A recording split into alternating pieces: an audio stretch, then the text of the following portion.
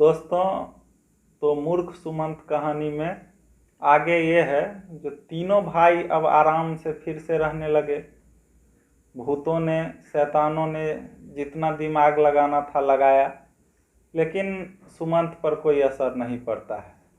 उनके भाई की जो पत्नी थी, उन्होंने भी कई बार सुमंत से घृणा करने की कोशिश की, लेकिन सुमंत ने उसका कोई जवाब नहीं दिया। उन लोगों के लिए घर भी बना दिया। वो अलग अलग वो लोग रहने लगे। घर बनाकर तीनों भाई सुखपूर्वक जीवन व्यतीत करने लगे। जन्माष्टमी के त्योहार पर सुमंत ने भाइयों को न्योता भेजा, लेकिन उनके भाई की पत्नियों ने यह कहकर ठुकरा दिया कि हम गवारों के साथ भोजन नहीं कर सकते। और सुमंत इसका भी बुरा नहीं मानता है और गांव के गरीब लोगों को बुलाकर न्योता देकर, स्त्री पुरुष बालक बालिकाओं को न्योता देकर खाना खिलाने लगता है। और खाना खिलाने के बाद सुमंत कहता है कि आप लोगों को मैं एक तमाशा दिखाना चाहता हूँ। तो उन लोगों ने आश्चर्य किया, कौन सा तमाशा? तो उस भूत ने जो सिखाया था, जो सोने का पत्ता वाला, सोने का पत्ता बनाने वाला, तो उसने टोकरों में पत्ते भर के लाए। ग्रामीणों ने उसने सोना बना दिया। अब तो किसान गांव के जो थे काफी खुश नजर आए। सब एक सोना लूटने लगे। उस धक्कम धुक्का में एक बेचारी बूढ़ी कुचल गई। सुमंत ने सबको हटाया और बोला, तुम लोग चिंता न करो, जितना सोना चाहिए मैं दे रहा हूँ। और इसने सोना बना कर दिया। और अब सुमंत ने कहा स्त्रियों को गाना गाने के लिए, तो उन्होंने कहा मुझे गाना नहीं आता। तो सुमंत ने भूसे का सिपाही बनाया। वो भी कहा उस भूत ने सिखाया था, तो भूसे का सिपाही बनाकर अब सिपाही गाना बजाने लगे, बैंड। और सुमंत इस तरह का करतब दिखाया और अंत में फिर से सिपाही को भूसा बना दिया और सोना सबको दे दिया। सब लोग अपने अपने घर चले गए। प्रातःकाल फिर उसके भाई लोग इस चीज की चर्चा सुने, जो भाई ये क्या हो गया? तो विजय जो था, उसका बड़ा भाई जो सिपाही था, वह दौड़ा दौड़ा आया, भाई तूने सेना कैसे बना दिया? तो उसने कहा इसमें कौन सी बड़ी बात है, चलो जितना सेना तुमको चाहिए उतना, लेकिन उसका होगा क्या? तो विजय ने कहा सेना से हम राज जीत सकते हैं, हम भाई राज करेंगे। बोला ठीक है, जितने कहोगे मैं सेना बना दूंगा, सिपाही बना दूंगा, लेकिन इसे ले जाना, क्योंकि इनको खिलाएगा कौन? लेकिन विजय के कहे अनुसार उसके भाई सुमंत ने बहुत सारी सेनाएं बना दी। अब विजय धरती पर पांव नहीं रखता था। सेना लेकर तुरंत उसने युद्ध के लिए प्रस्थान कर दिया। विजय के जाते ही तारा आ पहुंची। अब इस बहन को धन का लोभ, इसने कहा थोड़ा सा सोना बना दो। तो सुमंत ने 3 टोकरे सोना बना के उसे दे दिया। तारा ने कहा भैया आपने बहुत दया किया। तो सुमंत ने कहा इसमें दया की कोई बात नहीं है, जंगल से पत्ते जितने लाओगे उतना मैं सोना बना दूंगा। सोना लेकर तारा जो है व्यापार करने चल देती है। और विजय ने सेना की सहायता से एक बड़ा भारी राज्य को जीत लिया। उधर तारा के धन का भी पारावार न रहा। एक दिन दोनों की मुलाकात होती है, बातें होने लगी। विजय, भाई तारा, मैंने तो अपना अलग राज्य बना लिया, अब चैन करता हूँ, परंतु इन सिपाहियों का, अब भूसे के सिपाही तो बन गए थे, लेकिन उनको खिलाए कौन? तो रुपयों की कमी है, सदैव यही चिंता बनी रहती है। अब तारा को टोकरी टोकरी भर रुपया बना दिया था सुमंत ने। तो तारा ने कहा जो पैसे की कहाँ चिंता है, जितना पैसा चाहिए ले लो, लेकिन हमको भी थोड़ा बहुत सिपाही दे दो ताकि हमारी सुरक्षा करे धन की। अब दोनों भाई सोचते हैं कि जो चलते हैं सुमंत से मिलते हैं। विजय कहता है भाई सुमंत, तुम कुछ सैनिक और बना दो, मेरे पास थोड़े से सिपाही कम गए हैं। और इसी तरह से ये जो तारा है वो बोलता है कि हमें कुछ और धन बना के दे दो, सोना। तो इस तरह से सुमंत ने कहा कि भाई अब मैं ऐसा काम नहीं करता हूँ। विजय बोला क्यों, तुमने वचन दिया था जितना तुम चाहोगे उतना बना दूंगा। तो सुमंत ने कहा कारण यह है कि तुम्हारे सिपाहियों ने एक मनुष्य को मार डाला। कल जब मैं अपने खेत जोत रहा था तो पास में एक अर्थी देखी। मैंने पूछा कौन मर गया है, तो उसकी स्त्री ने कहा तुम्हारे भाई के सिपाहियों ने मेरे पति की जान ली है। तो अब तक मैं समझता था कि सिपाही केवल बैंड बजाते हैं, परंतु वो मनुष्य की जान भी लेते हैं, ऐसा मैं जान गया। इसीलिए अब मैं सिपाही नहीं बनाऊंगा, क्योंकि सिपाही बनाने से संसार का नाश हो जाएगा। तारा बोला अच्छा सिपाही नहीं बनाते तो मेरे लिए सोना थोड़ा सा और बना दो, तुमने वचन दिया था कि कभी कोई कमी नहीं होने दूंगा। तो सुमंत बोलता है पर मैंने सोना बनाना भी छोड़ दिया। तो सोना बनाना क्यों छोड़ा, उसकी कहानी है। जो सोने की ने बसंत इस गांव के एक लड़की की गाय छीन ली। उस गाय से वो डेली पालन पोषण अपने उसके दूध से करती थी, लेकिन एकाएक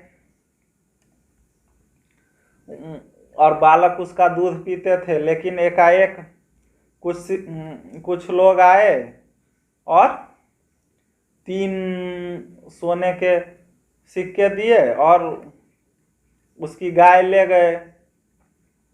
वह जानता था सोना से बालकों को बहलाएगा, लेकिन उसके बालक अब भूख से बिलख रहे हैं। तो इसीलिए मैं सोना भी अब नहीं बना पाऊंगा। दोनों भाई निराश होकर लौट चले। राह में यह समझौता हुआ कि विजय तारा को कुछ सिपाही दे दे और तारा विजय को कुछ सोना दे दे। कुछ दिन बाद धन के बल से तारा ने भी एक राज्य मोल ले लिया। अब दोनों भाई राजा बनकर आनंद से रहने लगे। सुमंत गूंगी बहन के साथ खेती का काम करते हुए अपने माता पिता की सेवा करने लगा। एक दिन उसकी कुतिया बीमार हो गई।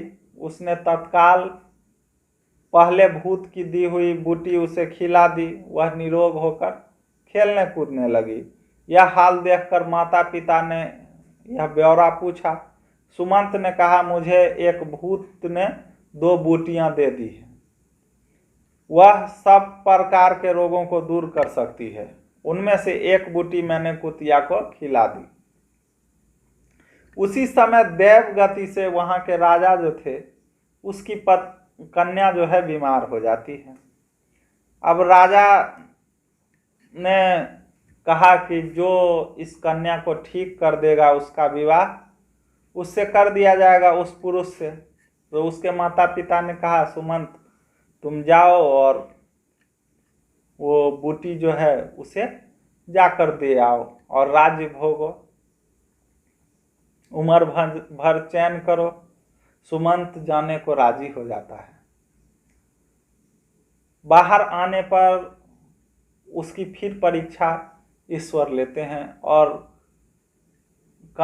उसके घर के बाहर एक बुढ़िया है जो कहती है बेटा मैं असाध्य रोग से पीड़ित हूँ और मुझे ठीक कर दो। मैं दवा कहाँ से कराऊं, कोई दवा तुम दे दो तो बड़ा यश होगा। सुमंत दया का भंडार। वह राजा की बात भूल गया। पहले उस बूटी निकालकर उस बूढ़ी को खिला दिया। वह चंगी होकर आशीष देती हुई चली गई। माता पिता यह हाल सुनकर बड़े दुखी होते हैं। जो ये मूर्ख ही ठहरा, वो कहाँ राजकन्या और कहाँ यह कंगाल बूढ़ी। भला इस बूढ़ी को चंगा करने से तुम्हें क्या मिला, वहां तो राज मिलता। तो सुमंत बोला मुझे राजकन्या के रोग दूर करने की भी चिंता हो रही है, वहाँ भी मैं जाता हूँ। माता बोलती है बूटी तो अब है नहीं, तब जाकर क्या करोगे? सुमंत बोला कुछ चिंता नहीं, देखते हैं क्या होता है। समदर्शी पुरुष जो होता है वह देव रूप होता है। सुमंत के राजमहल पहुंचते ही राजकन्या निरोग हो गई। राजा ने अति प्रसन्न होकर उसका विवाह सुमंत के साथ कर दिया। उसके कुछ काल पीछे राजा का देहांत हो जाता है। पुत्र न होने के कारण राज जो है सुमंत को मिल जाता है। अब तीनों भाई राज पदवी पर पहुंच गए। विजय का प्रभाव सूर्य के भांति चमकने लगा। उसने भूसे के सिपाहियों से सचमुच के सिपाही बना दिए। पहले तो राज लिया, फिर राज में यह हुक्म जारी कर दिया कि 10 घर के पीछे एक मनुष्य सेना में भर्ती किया जाए। कवायद परेड कराकर सेना को अस्त्र विद्या में ऐसा चतुर कर दिया कि जब कोई शत्रु सामना करता तो वह तुरंत उसका विध्वंस कर देता। सारे राजा उसके भय से कांपने लगे। वह अखंड राज करने लगा। इधर तारा बहुत बुद्धिमान निकला। वह धन संचय करने के निमित्त मनुष्यों, घोड़ों, गाड़ियों, जूतों, शराब, जुराबों, वस्त्र, तात्पर्य यह है कि जहां तक हो सका सब व्यापारिक वस्तुओं पर कर बैठा दिया। धन रखने को लोहे की सलाखों वाले पक्के खजाने बनवा दिए। चौरी चकारी, लूट मार, धन संबंधी झगड़े बंद करने के निमित्त अनगिनत कानून जारी कर दिए। संसार में रुपया ही सब कुछ है। रुपये की भोग से सब लोग आकर उसकी सेवा करने लगे, क्योंकि उसके पास तो सोना ही सोना था। अब सुमंत मूर्ख की करतूत सुनिए। सुमंत के जो ससुर थे, जो राजा थे, वो मर जाते हैं। उनका क्रियाकर्म कर कर उसके बाद वह अपना राजसी वस्त्र को त्याग देता है। मोटे झोटे कपड़े पहन लिए और किसानों की भांति खेत में काम करने का विचार किया, क्योंकि राजा था वो, और बैठे बैठे उसका जो है जी उगता था, भोजन न पचता था, बदन में चर्बी बनने लगी, नींद और भूख दोनों जाती रही। उसने अपनी गूंगी बहन और माता पिता को पास बुला लिया और ठीक पहले की भांति खेती का काम करना शुरू कर दिया। तो सुमंत के जो मंत्री थे वो बोलते हैं, आप तो राजा हैं, आप यह क्या काम करते हैं? सुमंत बोलता है, तो क्या मैं भूखा मर जाऊं? मुझे तो काम के बिना भूख ही नहीं लगती, करूं तो क्या करूं? दूसरा मंत्री, महाराज, राज्य का प्रबंध किस प्रकार किया जाए? नौकरों को तलब कहाँ से दें? रुपया तो है नहीं। सुमंत कहता है, रुपया नहीं है तो तलब मत दो, मतलब सैलरी। अब बिना सैलरी के काम कौन करेगा? मंत्री बोलता है। तो सुमंत कहा, काम कैसा? न करने दो। करने को खेतों में क्या काम थोड़ा है? सबको बोलो अपने अपने खेत में जाके काम करे। खाद संभालना, समय पर खेती करना, यह काम सब है, और तो कुछ है नहीं। इतने में एक मुकदमे वाले सामने आते हैं सुमंत के पास। तो सुमंत के राज्य में एक किसान आता है और वह कहता है कि जो महाराज, इसने मेरे रुपये चुरा लिए हैं। एक आदमी पर इल्ज़ाम लगाता है, और ये ऐसा मूर्ख था राजा कि राजा ने कहा जो उसे पैसों की ज़रूरत होगी और इसीलिए उसने चुरा लिया। तो लोग समझ चुके थे, मंत्री समझ चुका था, जो ये राजा जो है महामूर्ख है, और रानी भी समझ चुकी थी। एक दिन रानी कहती है, प्राणनाथ, सब लोग यही कहते हैं कि आप मूर्ख हैं। तो सुमंत कहता है, इसमें हानि क्या है? कोई हमें मूर्ख कहता है, इसमें कोई हानि नहीं है। रानी समझ गई कि अब हमारा तो परमेश्वर यही है, पति परमेश्वर होता है, तो चलो ये जो कहता है सही कहता है, चलो हमको भी खेत में ही काम करना पड़ेगा तो करेंगे। तो सुमंत के राज्य की ये स्थिति हो जाती है कि जो भी बुद्धिमान लोग थे वो सब अन्य देशों में चले गए, केवल मूर्ख ही मूर्ख रह गए। इस राज्य में रुपया प्रचलित न हुआ, क्योंकि रुपया का चोरी चकारी इस सब का कोई कानून न था, या रुपया की जरूरत ही किसी को न थी। लोग राजा से लेकर रंक तक सब खेती करते, सब समान थे और सब आपस में बांट के खाते थे।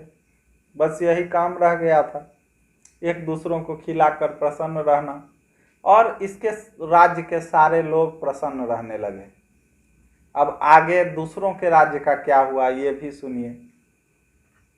इससे पहले आते हैं कि जब अधर्मराज देखे जो तीनों भाइयों को सर्वनाश करने के लिए हमारे जो भूत गए थे वो आते होंगे, तो भूत नहीं आए तो अधर्मराज खुद प्रकट हुए, तो देखते हैं तीनों भूत जो है सो मारे जा चुके हैं।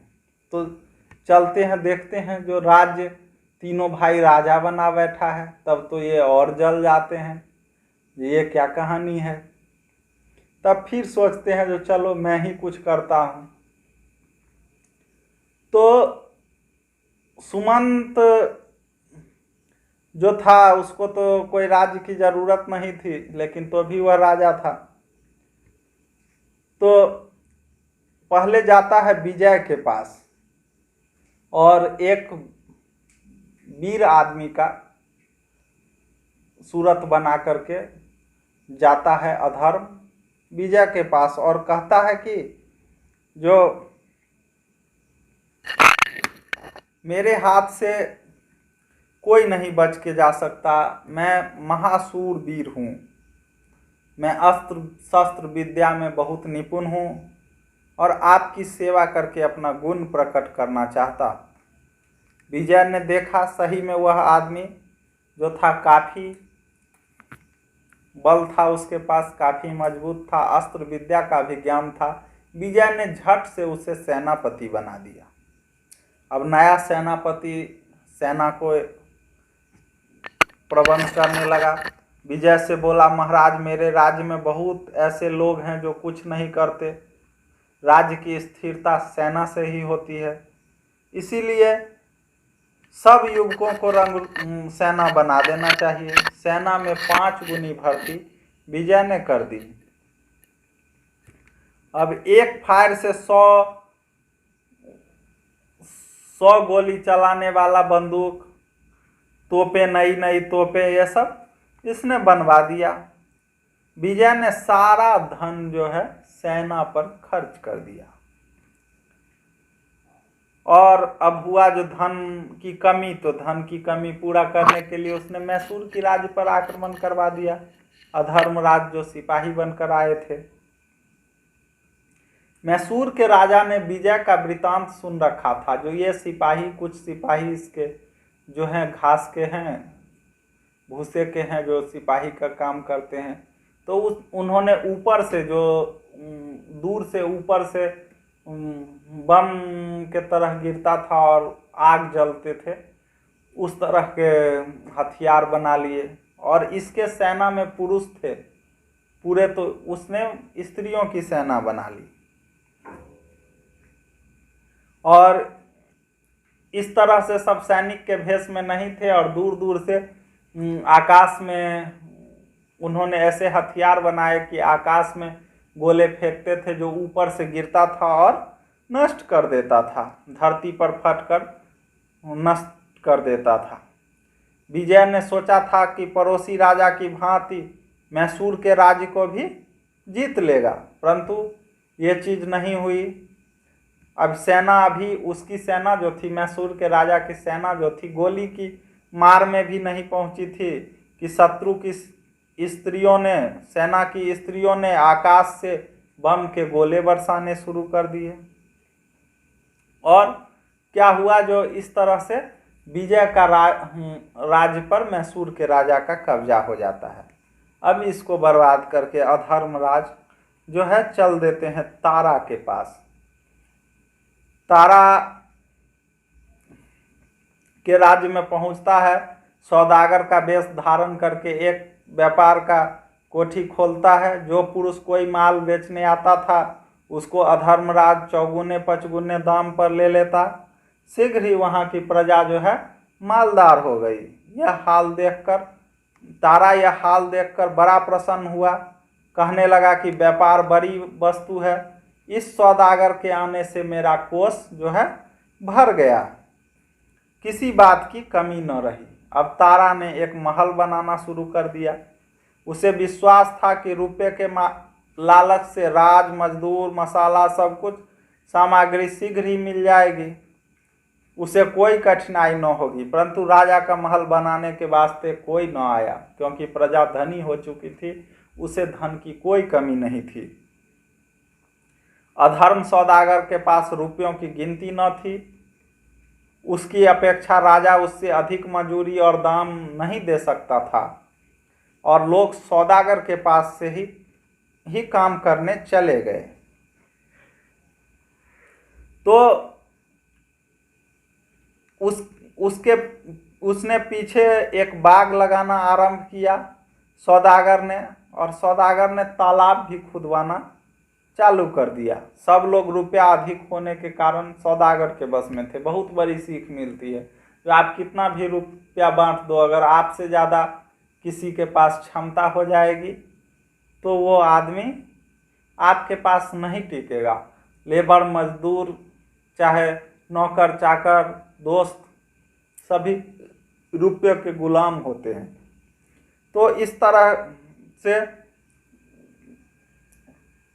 सौदागर ने इसके राज को खत्म कर दिया। बाग भी बीच में रह गया, मतलब कुछ काम तारा करवा नहीं पा रहा था। शीतकाल आने पर तारा ने ऊनी वस्त्र खरीदने का जो है विचार किया। सारा संसार उसने खोज डाला, लेकिन सभी ऊनी वस्त्र को ये सौदागर जो है खरीद चुका था। यहाँ तक कि रुपये के प्रभाव से अधर्म ने राजा के सब नौकर खींच लिए। राजा भूखे मरने लगा। क्रुद्ध होकर उसने सौदागर को अपनी राजधानी से निकाल दिया, लेकिन अधर्म ने सीमा पर जाकर डेरा बनाया। तारा को कुछ करते धरते नहीं बचा, क्योंकि सारे जो प्रजा थे वो सीमा पर उस सौदागर के पास चले गए। राजा को खाने के लाले होने लगे। उसने उपवास से 3 दिन बीत चुके थे कि एक और जो राजा विजय भागा भागा इसके तारा के राज्य में पहुंचता है। विजय, भाई तारा, मैं तो मर चुका हूँ, मेरी सेना, राजपाट सब नष्ट हो गया। मैसूर के राजा ने मेरी राजधानी पर अपना अधिकार कर लिया।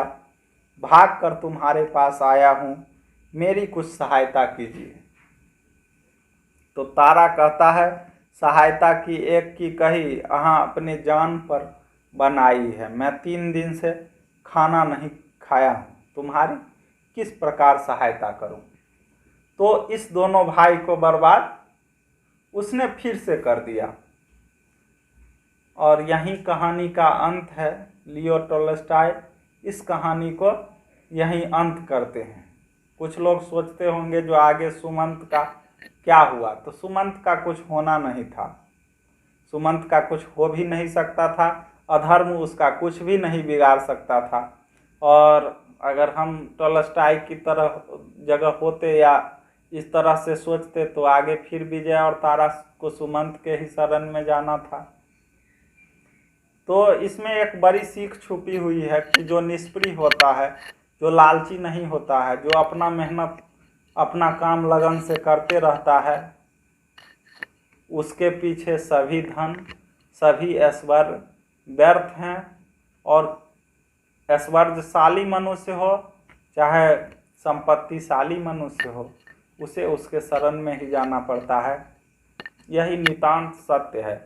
और इस सत्य को बताने के लिए ही लियो टोल्स्टॉय ने ये कहानी की रचना की है। इसके अनुवाद मुंशी प्रेमचंद्र किए हैं। और इसी तरह हम नए नए कहानी जो लियो टोल्स्टॉय की प्रमुख कहानियाँ थी, जिसको प्रेमचंद्र ने अनुवाद किया है, उसको हम बराबर आप लोगों के बीच प्रस्तुत करेंगे। आप लोग मेरा वीडियो देखना ना भूलिए, इसको शेयर कीजिए, लाइक कीजिए, सब्सक्राइब कीजिए।